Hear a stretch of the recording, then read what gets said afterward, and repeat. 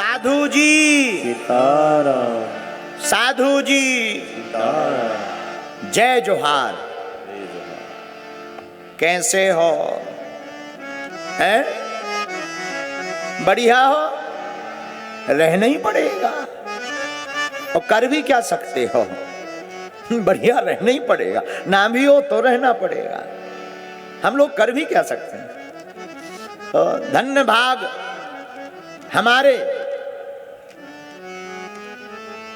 जो इस जंगल में भी राम नाम का मंगल हो रहा है।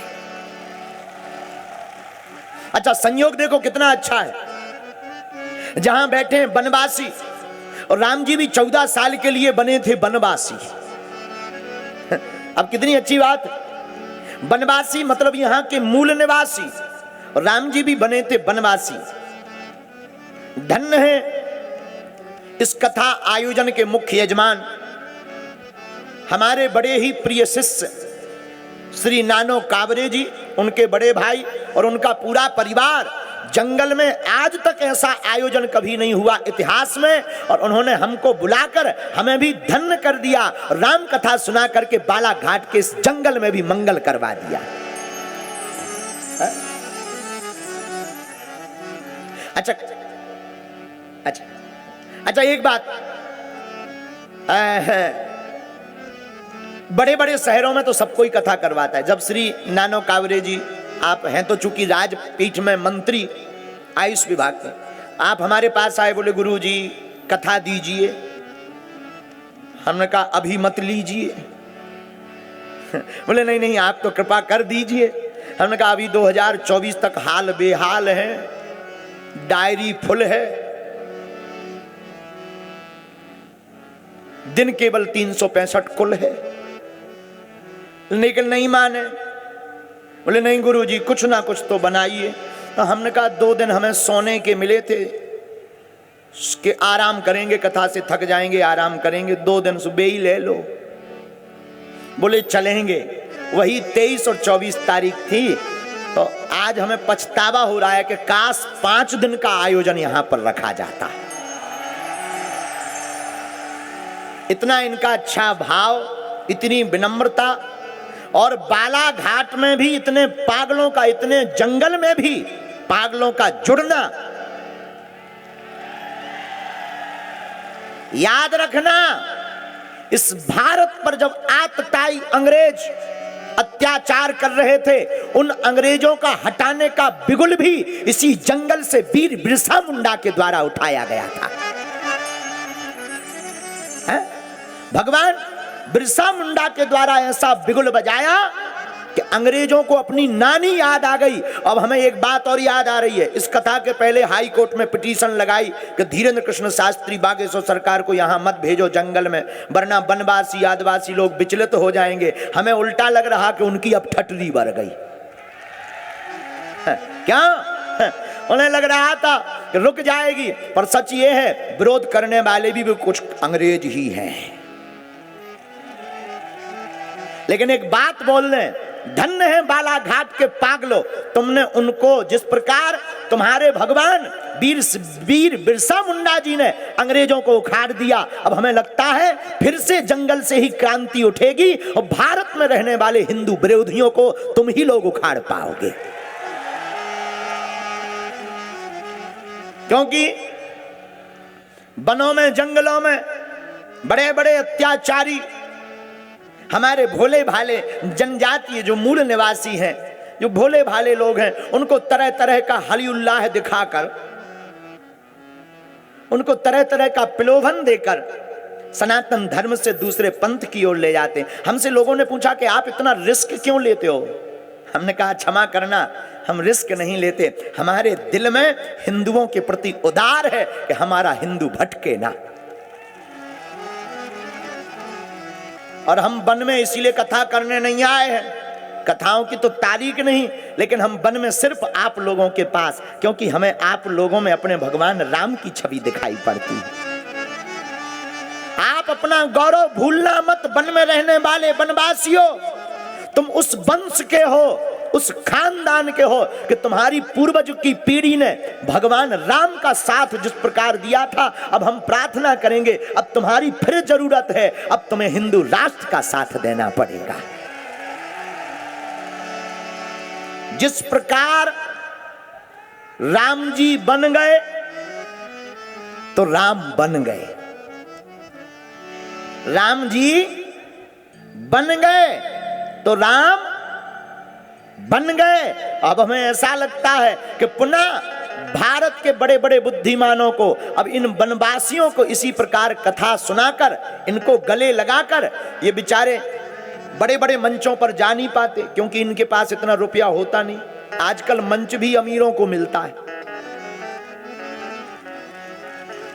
जो बड़े पद वाले हों, बड़ा नाम हो, और कथाएं भी वहां की जाती हैं जहां माल ज्यादा आवे। लेकिन हमने ठीक उल्टा निर्णय लिया है। हम भारत के समृद्ध प्रदेशों में, समृद्ध शहरों में कथा तो करेंगे, लेकिन अपनी जिंदगी के 2-3 महीने में 3-3 दिन जंगलों में गुजार कर वनवासियों को राम कथा सुनाएंगे। और ऊ की ठटरी बरे, ऊ जौनू अदालत में गौ तो धन्य है भारत के जज साहब, हाई कोर्ट मध्य प्रदेश जबलपुर के जज साहब, और न्यायपीठ धन्य है जिन्होंने 2 टूक जवाब देकर के उनको चुप करा दिया। लेकिन उसकी ठटरी बरे जो कह रहा हो तो के बागेश्वर महाराज आएंगे तो संस्कार बिगड़ जाएंगे। अच्छा आप बताओ, राम कथा से संस्कार बिगड़त हैं कि बनत? आप लोग बताओ, मिशनरियों के आने से संस्कार बनते हैं कि बिगड़ते? बिगड़ते हैं। और हमारे आने से बिगड़ते हैं क्या? राम कथा से बिगड़ते हैं क्या? अब तुम समझ जाओ कि वे की के साथी हैं। आप अपने से निर्णय लगाओ, लेकिन हम अपना प्रण कभी नहीं छोड़ेंगे। हम बहुत गौरवान्वित हैं कि हमको बालाघाट की इस पुनीत धरती पर 2 दिवसीय वनवासी राम कथा सुनाने का मौका मिल रहा है। हम तो कुछ नहीं जानते, जो भगवान श्री सीताराम जी की कृपा। बगल में ही श्री बड़े देव भगवान का स्थान है, पीछे भगवती माई का स्थान है। उनकी जो हमें प्रेरणा लगेगी हम 2 दिन तक चरित्र सुनाएंगे, और माता सबरी के ऊपर 2 दिन कथा करेंगे। उसी चरित्र को हम लोग गुनगुनाएंगे। अच्छा संयोग देखिए, जहां कथा हो रही इसे कहते वन, जंगल। जंगल कहते, जंगल में राम कथा से हो रहा है, क्या हो रहा है? मंगल। लेकिन संयोग देखना, राम जी का जो नाम है वो भी मंगल भवन है। मंगल भवन अमंगलहारी है? राम जी का नाम क्या है? मंगल भवन अमंगलहारी, मंगल भवन अमंगलहारी।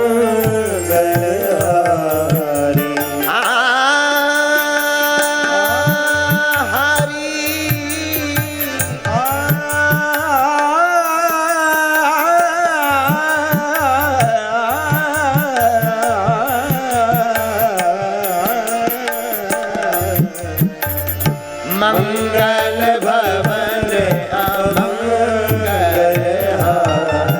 भैया गाओ। मंगल भवन अमंगलहारी। द्रिबाहु सुदशरथ अजर बिहारी। द्रिबाहु सुदशरथ गाइए। अजर बिहारी। त्रिबाहु सुदशरथ अजर बिहारी। त्रिबाहु सुदशरथ अजर बिहारी। श्री राम जय राम जय जय राम। श्री राम जय राम जय जय राम। हाँ। श्री राम जय राम जय जय राम। हनुमान जी महाराज की जय हो। तो भगवान का नाम क्या है? बोले अमंगलहारी। अच्छा, अमंगल क्या है? जिसमें कोई प्रसन्नता न मिले वो अमंगल, और जिसके आते ही प्रसन्नता हो वो मंगल। तो भगवान राम जी क्या है? अमंगल का विनाश करने वाले, मंगल को देने वाले। अच्छा, भला संसार में ऐसा कौन आदमी होगा जो मंगल ना चाहता हो? और हम तो बालाघाट के पागलों से यही कहेंगे, परसवाड़ा के रहने वाले पागलों, तुम भाग्यशाली हो। जीवन का लक्ष्य भुक्ति नहीं है, जीवन का लक्ष्य तो मुक्ति है। भुक्ति का मतलब भोग, संसार का लक्ष्य भोग नहीं है, संसार का लक्ष्य तो मुक्ति है। और एक बात, जीवन को यत्र से मत महकाओ। अगर तुम्हें जीवन को महकाना ही है तो राम चरित्र से जीवन को महकाओ। इत्र यत्र इत्र की खुशबू 2 दिन चलेगी, ज्यादा हाई फाई लगाओगे 8-10 दिन। दारू की चलत दिन भर, दारू की खुशबू दिन भर, इत्र की खुशबू थोड़ा ज्यादा चल जाती है 8-10 दिन। अच्छा ज्यादा महंगा वाला लगा लो 20-25 दिन, इसके बाद इत्र की खुशबू गायब। लेकिन इत्र की खुशबू तो अस्थायी है, मात्र 20-25 दिन टिकता है, लेकिन चरित्र की खुशबू तो सदियों तक याद रखी जाती है। रानी दुर्गावती, इनके चरित्र की खुशबू आज तक है। इन्होंने जो किया, भगवान बिरसा मुंडा जी, इन्होंने जो किया आज तक इनके चरित्र की खुशबू है। राजा शंकर शाह, कुंवर राजा रघुनाथ शाह, इनके चरित्र की खुशबू आज तक जिंदा है। इसलिए हम लोगों को चरित्र की खुशबू पर ध्यान देना चाहिए, इत्र की खुशबू पर नहीं। एक बात और, इत्र की खुशबू और चरित्र की खुशबू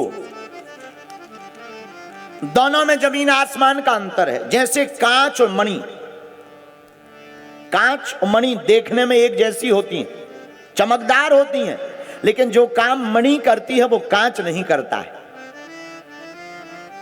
उसी प्रकार इत्र और चरित्र दोनों में जमीन आसमान का अंतर है। लेकिन ध्यान रखें, क्षमा करना, हम लोग इत्र और चित्र पर ध्यान देते हैं, चरित्र को ढीला कर देते हैं। भगवान इत्र और चित्र नहीं, भगवान चरित्र देख करके कृपा करते हैं।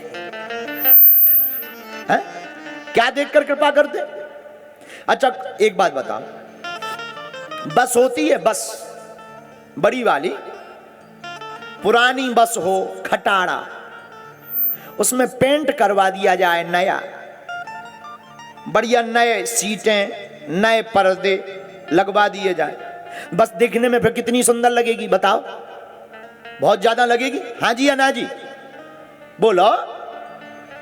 लेकिन जब स्टार्ट करेंगे तब अपने आप पता लग जाएगा कि यार दिखने भर में सुंदर है, बाकी खटारा है। हाँ जी या ना जी? उसी प्रकार हम बाहर से दिखने में भले ही सुंदर हो, पर चरित्र खराब हो तो वह चित्र किसी काम का नहीं। और भगवान के द्वार पर चित्र की नहीं, चरित्र की पूजा है। इसलिए तो गोस्वामी तुलसीदास जी ने राम चरित्र मानस को निर्माण कराया। अच्छा, रामचरित्र मानस क्या है? रामचरित्र मानस का अगर अर्थ समझना है तो रामचरित्र मानस को उल्टा करो। अच्छा, रामचरित्र मानस को उल्टा करके पढ़ेंगे तो क्या होगा? मानस चरित्र राम, जिस मनुष्य का चरित्र राम की भांति है वही रामचरित्र मानस है। दूसरी बात, हम लोग चित्र, हम लोग साधन और हम लोग प्रदर्शन, इन 3 पर ध्यान देते हैं। चित्र, साधन, प्रदर्शन। होना यह चाहिए, चित्र की जगह चरित्र का पर ध्यान देना चाहिए, साधन की जगह साधना पर ध्यान देना चाहिए, और प्रदर्शन की जगह भगवत दर्शन की तरफ ध्यान देना चाहिए।